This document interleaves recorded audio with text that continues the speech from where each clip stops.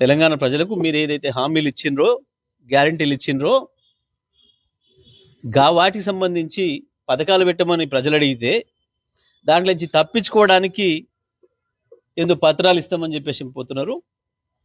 మీ పత్రాల డ్రామాలు ఎక్కువ కాలం సాగవు. తెలంగాణ ప్రజలు అప్పుడే అర్థం చేసుకుంటున్నారు, తెలుసుకుంటున్నారు, జరిగిపోయిన మోసాన్ని గుర్తిస్తున్నారు.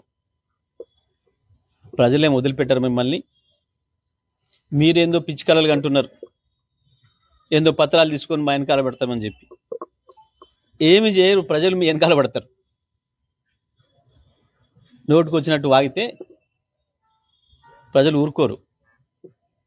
చేయండి, దమ్ముంటే నల్గొండ జిల్లాను మేము చేసిన దాంట్లో 10% చేయండి. 60 ఏళ్ళు మీరు నాశనం చేసిపోయిన ఈ జిల్లాను వ్యవసాయ రంగంలో ఎట్లా నెంబర్ 1 చేసినామో, భారతదేశంలోనే ఒక నెంబర్ 1 జిల్లాగా చేసినామో వ్యవసాయ ఉత్పత్తిలో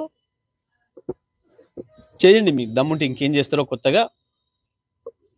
మేము సాగులోకి తెచ్చినంత భూమిని కనీసం సాగు చేయిస్తే చాలు మీ ముఖాలకి. మేము సాగులోకి తెచ్చిన భూమిని మీరు కొనసాగిస్తే చాలు.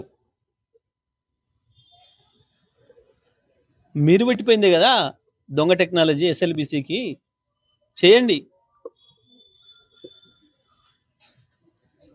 మీ నాయకుడు పెట్టిపోయిందే బువా, చేయాలి. ఇప్పుడు 2 మంత్రులు, నేను ఒక్కనే అన్నాడు 10 ఏళ్ళు, మీరిద్దరు.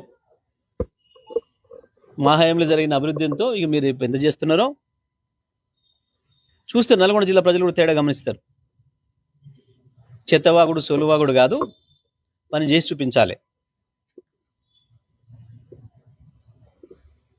మేము ఎప్పుడు సిద్ధంగానే ఉన్నాం.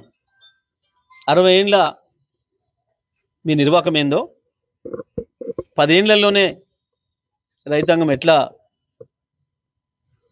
సంతోషంగా ముందుకు వచ్చి ఉన్నారో, వ్యవసాయం ఎట్లా జరిగిందో ఈ జిల్లాలో, ఇక ఇప్పుడు మీరు పెట్టే వార్తలు ఏందో అన్నీ కూడా తెలుస్తాయి.